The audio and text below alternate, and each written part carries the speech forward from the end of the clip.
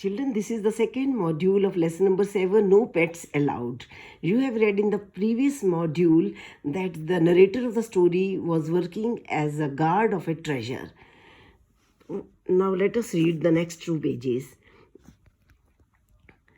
Every 3 or 4 weeks, 3 of the council members came to take a part of the treasure or add to it. Always 3 of them, every 3 or 4 weeks. Approximately after, you can say, in 1 month, who used to come? 3 members at council members. What they used to do, they used either to take a part of the treasure or to add to it. या पैसा निकालने आते थे या पैसा डालने आते थे. तो एक बार क्या होता है, हमारा नरेटर जो है, he is very much surprised one day to see one man coming to him by himself. एक दिन एक ही अकेला आदमी उस ट्रेजर को ऑपरेट करने के लिए आता है. It was Gram. ये ग्रैम था, the little old member who had recommended that I be given this job. जिसने मेरे को रेकमेंड किया था that job should be given to him. ये वही ओल्ड काउंसिल मेंबर था. वो अकेला आता है to operate the treasure. So both of them are talking intimately, and he is asking about the job and about the work and how I liked it. I almost told him, जब दोनों intimately बातें कर रहे हैं, तो he almost लगभग वो बताने ही लगा था about my pet, but I did not. He felt that he had the temptation of telling him that he is having a pet, कि मेरे पास पेट भी रखा हुआ है. तो but he didn't. Somehow he didn't disclose this secret because he might be angry at me for breaking the law. इसको लगा कि वो कहीं मेरे पे एंग्री ना हो जाए for breaking the law. Finally he asked me to give him the key. बातें करने के बाद उसने इसको कहा, give me the key. I have been sent to get something from the treasure. मुझे treasure में से कुछ लेना है. I was unhappy to displease him. I never wanted to displease Gren. Because उसने मुझे नौकरी पे रखवाया था. I can't let you have it. There must be 3 members. You know, मैंने कहा कि there must be at least quorum of 3 members. 1 cannot operate, at least 3 members should be there. ये मैंने उसको बताया. Of course I know it, but something came up suddenly, so they sent me alone. कोई emergency आ गई है, उन्होंने मुझे अकेले को भेज दिया कि जाओ तुम ही ऑपरेट कराओ. I shook my head. Shook means I shook my head in refusal. No, that was the one order they had given me, never to give key to any one person who came alone.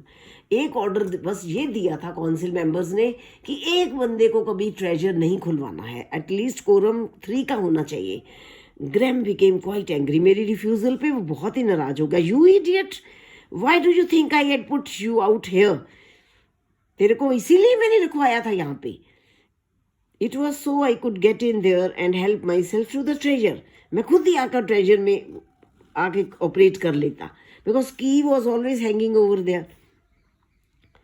But that would be dishonest.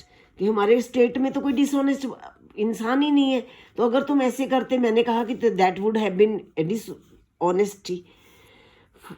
तो ये आपस में दोनों इस पे they are discussing about this.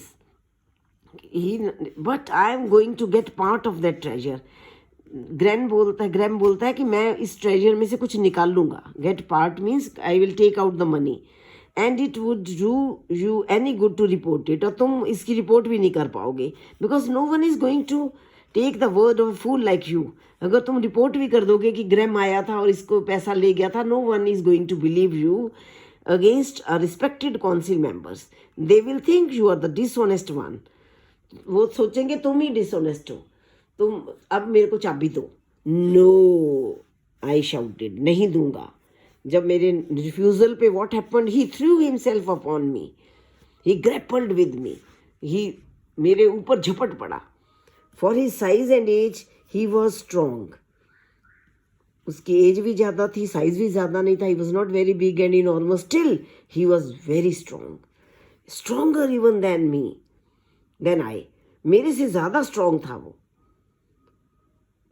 I knew I would not be able to keep him away from the key for a very long time. मुझे पता था वो की को मैं ज़्यादा लंबे समय तक बचा नहीं पाऊंगा. He will ultimately get hold of the key and will operate the treasure. I knew because he was stronger than I. Still, इसको पता था. Still, if he took the treasure, I would be blamed. The council would have think a new punishment for dishonesty, whatever it was. It would be terrible indeed. मेरे को कोई punishment मिलेगी कि मैंने ही पैसा निकाला है, तो I should keep this man away from the treasure. कि इतनी भी ताकत लगाऊं, इसको नहीं ऑपरेट करने दूंगा. तो जब दोनों इसमें आपस में बहस हो रही थी, he drew back and rushed at me. Just as he hit me, जैसे उसने मुझे हिट करने की कोशिश की, my foot caught upon a root. He touched a root of a plant and I fell. This narrator fell down on the ground. वो तेजी से उसने उसको मारने की कोशिश की थी, तो उसका रश ने क्या किया? He carried him. His rush carried him past me. वो मेरे से ज़्यादा दूर जा गिरा. And he crashed through. He knocked down the brush screen beside the path. वो जो थैच की स्क्रीन थी, वो थैच स्क्रीन जो उस मैंने बनाई थी in order to give privacy to that animal, वो गिर गई. It gave way. It fell down. वो उसके ऊपर जा गिरा. I heard him scream twice. What must have happened? It means he must have confronted that dangerous animal. उसके आगे आ गया तो animal might have eaten him. Heard him scream twice. तो वो 2 बार जोर से चिल्लाया. And there was silence. After that, there was silence. Only 2 screams. It means the animal must have eaten him full. पूरा कच्चा ही वो उसको चबा गया. I was bruised all over. I was scratched. I had scratches all around my body. Still I managed to pull myself up. खड़ा हो गया और स्क्रीन जो था उसको ठीक किया. There was no sign of Graham. But my beautiful pet was waving her pearl green feelers as she always did in thanks for a good meal.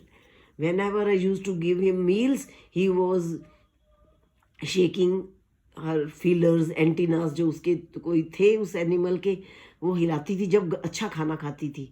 तो आज भी उसको खाना अच्छा मिल गया तो she was thanking me by shaking the feelers. That is why I can't tell anyone what happened. मैं किसी को नहीं बता पाया कि क्या हुआ. No one would believe that Gran would be dishonest. And I can't prove it because she ate the proof. मैं प्रूफ भी नहीं कर पाऊंगा कि Gran आया था, ये हुआ था, वो हुआ था. This incident he could not tell to anyone. So he remained quiet. He did not tell anyone. Even if I did tell them, no one is going to believe. कोई believe ही नहीं करेगा. So they think that Gran disappeared and I am still out here. मैं आज भी यहाँ पे on my job में हूँ with her. Pet भी मेरे पास है. She has grown so much larger now and more beautiful than ever. But I hope she has not developed a taste of human flesh. उसको अच्छा नहीं लगा human flesh. हो सकता है अब आगे नहीं किसी को खाएगी. It means when she stretches out her feelers, it seems that she is trying to reach me. Though she is not harming the narrator at all, and thatch screen is no more now. Though she is not harming this narrator. Children, what do you learn from the story? From this story, we learn that who is rewarded at last? At last, our narrator is rewarded, and who is the sufferer? The dishonest man is the sufferer. It means from the story we learn that we should not be dishonest in our life.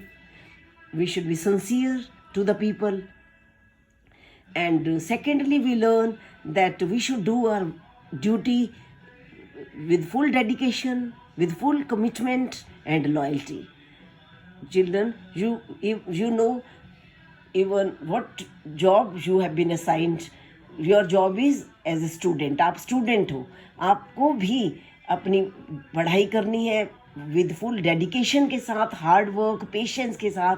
You have to be full loyal to your studies. This is the lesson which we are getting from the story. Thank you, children. Read the lessons. Do all the fill-ups yourself.